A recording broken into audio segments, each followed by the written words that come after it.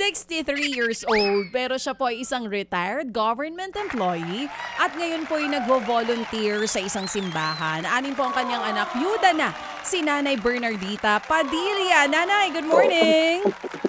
Good morning, DJ sa natawa ko sa iyo. Bakit? Bakit ka natatawa siya? Attorney. Ha? Ay, oo nga, dahil natawag kitang, gusto mo ba tawagin kitang attorney? Wag po. Saang government po kayo pumapasok before? Government office?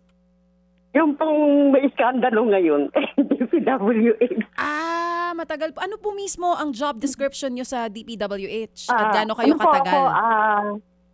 Ano lang po ako, typist. Nung time na yun. Kasi merong ganong item po eh. Alam niyo, Laboratory aid.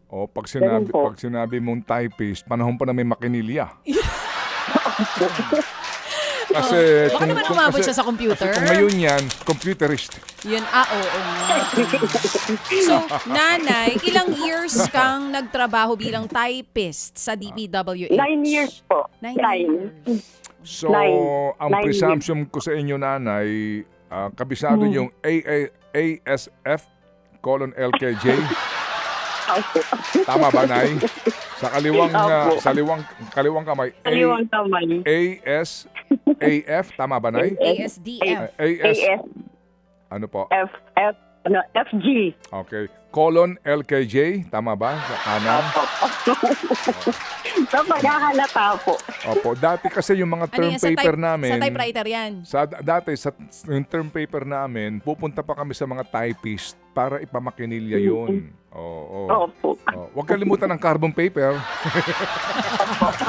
Okay, ang sayo ni Nanay. Okay, ito muna tayo. Okay. Okay. So, Nanay, 6 po ang inyong anak. Ito po ba yung mga nakapagtapos na po ng pag-aaral? Yung apat po ay high school graduate pero may trabaho na rin po. Yung dalawa lang po, yung panganay at saka bunso, ang 4 years. Oo. Nakatapos ng 4 years. So, ngayon po ba sinong kasama nyo sa bahay? Meron pa po akong kasama ditong mga anak, bali 4 sila. Yung isa po ay may asawa. Yung 3 ay puro single. Okay po. Ilan na po ang apo nyo? 2 po. 2 na. Nanay, saan nyo po planong gamitin yung 2,000 piso? Yun, kasi nakaano po ako para sa gallstone surgery. Ngayon, naghahanap ako ng murang-murang ospital. Kasi yung napagtanungan kong private doctor, kamahal nung kanyang fee. Aabot po ng 120K. So sabi ko, maghahanap na lang ako ng public na para medyo mura-mura. At least makakabawas sa aking gastusin. Sige, ito muna, Nanay, ha, bago natin pag-usapan niya. Ano ho muna yung Bible verse kahapon po ni Pastor Jeff? Oo nga. Ito po. Colossians 3, verse 23. Ano man ang inyong gawin ninyo ito ng buong puso na para sa Panginoon at hindi para sa mga tao. Amen. Nanay, just a backgrounder po. Saan kayo pinanganak? Saan kayo nag-aral? Anong trabaho ng inyong mga magulang? Ayun. Pinanganak po ako dito rin sa Quezon City. Pero yung mga magulang ko po ay tubong Antique, yung nanay at saka yung tatay ay Bohol.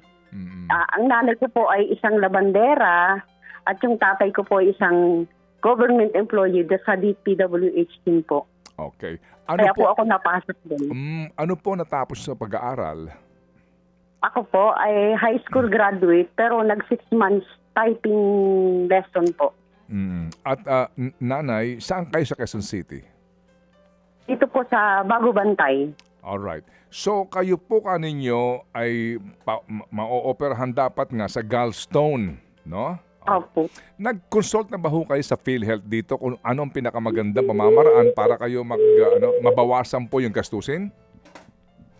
Hindi pa po kasi pupunta ako by Monday na lang kasi tinatapos ko pa po itong aming courtesy call sa aming principal para kami ay makapasok ulit sa public school. By Monday po baka okay na. Yung mga anak, sino ho? Yan ba yung mga anak nyo o apo nyo? Hindi po. Kasi nagtuturo din po ako sa public school ng catechism. Okay. Mga personitan po. Alright, sige. Ganito, Nanay. Yung 2,000 po sa inyo balak gamitin?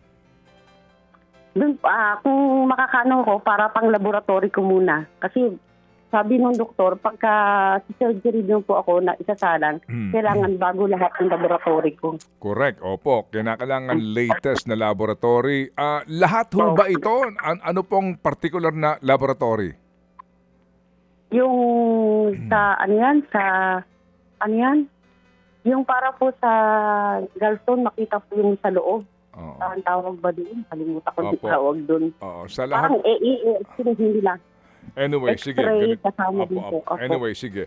Yun ho bang 2,000 piso, sapat na ho ba ito sa laboratory po? Nagtanong ba kayo magkano?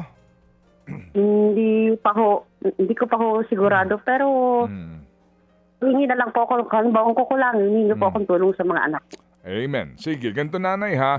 Ngayon pong araw na ito, padadalhan namin kayo ng 3,000 piso. Okay? Ay, salamat. Opo, sige po. Ganito na lang ho. Buuin na po natin to, 4,000 ngayong araw.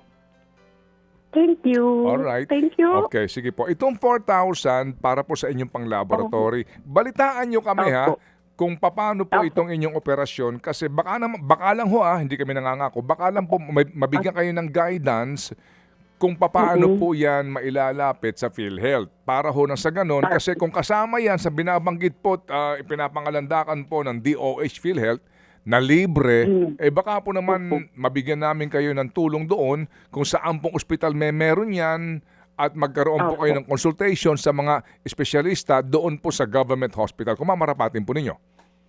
Opo. Sige po, opo. Okay. Gagawin ko po. Saan kayo nanonood sa amin, nanay? Nasa YouTube po. Wala po ako radyo. Pero at least meron kayong data. Oo. Opo. Mantaking yun, meron na palang YouTube.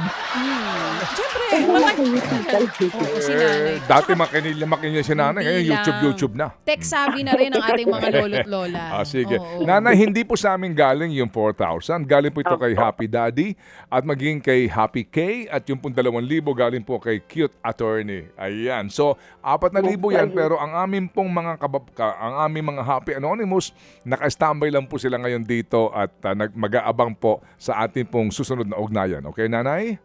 Opo. Salamat po. At nanay, salamat din po sa inyo pong inspirasyon po sa amin. Okay, nay? Thank you. Salamat po. To Thank you God- po sa Happy Anonymous. To God Thank be you all po. the glory. Okay. Thank you. Mga kapatid, patuloy po kayong tumutok sa 105.9 True FM para sa totoong balita, impormasyon, music, and entertainment. Mag-subscribe sa aming YouTube channel at podcast at sundan nyo kami sa Facebook, Instagram, X at TikTok sa True Network PH. Bisitahin din po ang aming official website, truefm.ph. At panoorin din kami sa True TV Signal, Channel 19. Kami po ang 105.9 True FM. Laging true sa'yo, kapatid.